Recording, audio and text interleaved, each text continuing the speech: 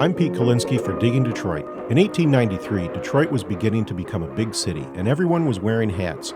A lot has changed, but one store has been the haberdasher to the Motor City for 122 years, Henry the Hatter. We had a chance to catch up with Paul Wasserman, whose father Seymour bought Henry's in the early 1950s and, to the surprise of his wife, uprooted his New York family to Detroit. A walk into Henry's Broadway store is a visit back in time, and Paul serves as owner and historian.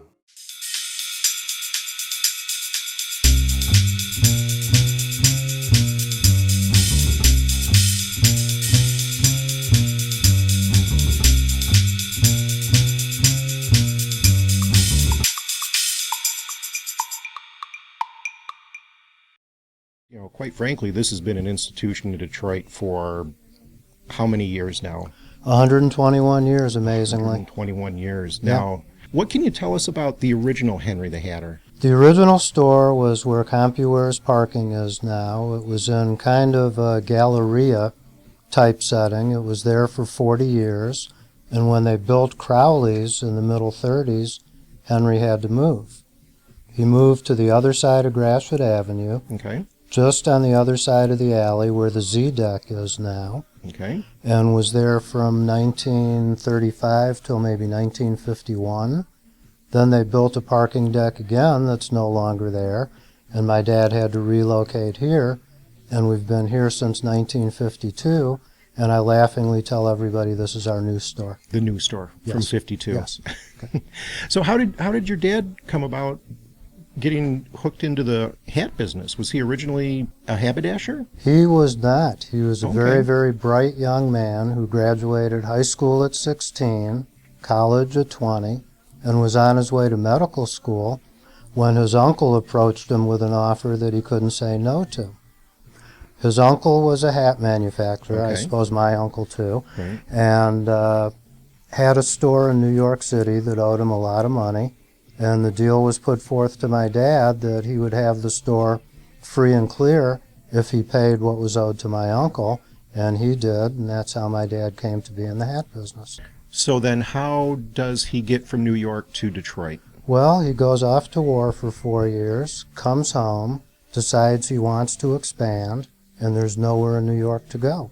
Okay. So he hears of the opportunity in Detroit, gets on a train, gets off at the old train station on Michigan Avenue, gets in a cab, and tells the driver, "Take me to Henry the Hatter." My dad bought the business on the spot, and then had to go home to Brooklyn and tell her that we were moving to Detroit. According to legend, Kennedy was the instigator of the demise of the hat. Is that true? Well, it was his time, and he was the linchpin that people point to. But people claim that he was inaugurated without a hat by design. Not the case. He was sent a top hat that was way too small for him, and he couldn't wear it. There are pictures of him with the hat in his lap. He did, however, have a beautiful head of hair, and people decided that they were going to respond to that, and hatlessness became very fashionable. Even with not men buying hats, how have you managed to stay afloat? I mean, where are your customers coming from? These days they're coming from everywhere. We have a huge mailing list nationally. We have an internet presence, and we're drawing from all the suburbs and the greater Detroit area. I see cowboy hats, I see Stetsons, I see an Indiana Jones. What's the current trend? The current trend is toward the small brims, or stingy brims, which first became popular in the early 60s. If you see pictures of Muhammad Ali when he was Cassius Clay, of Malcolm X during the whole rise of his philosophy, everybody had a small brim hat on, and a lot of them came from here. I know, I understand that you've had quite a few celebrities come through to buy some of your hats. Who can you tell us about? Oh, I can tell you about Kid Rock. He's been very, very helpful to us. Jeff Daniels, the movie actor. Steve Harvey, Cedric the Entertainer.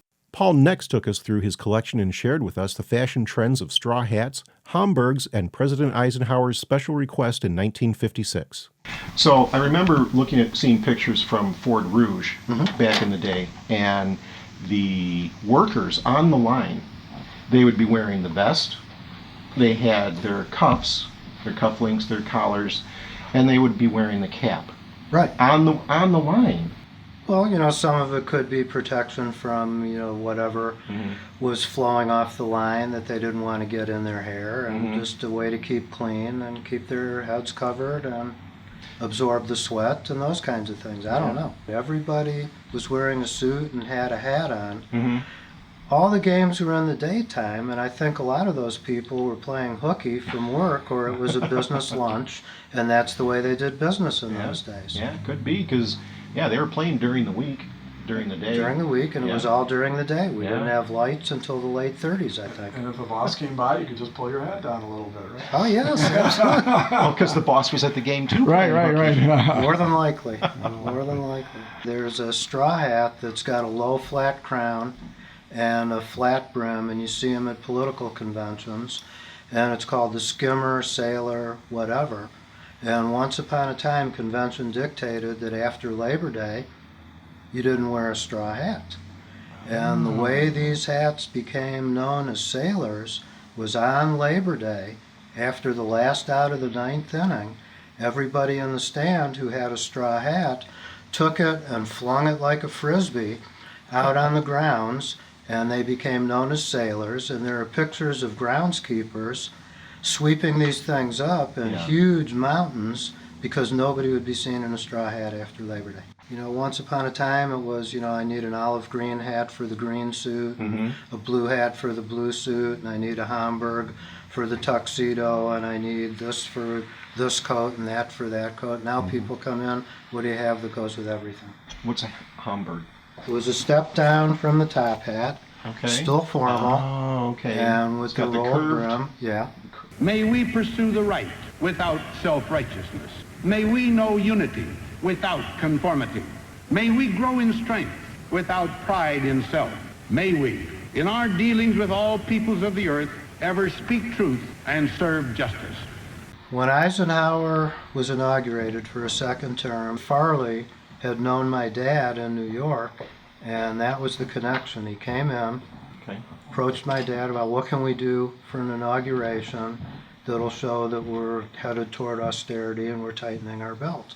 And my dad came up with the idea of a Homburg, and Eisenhower was indeed inaugurated in that Homburg. What have you seen over the past 5-7 years as far as this downtown area?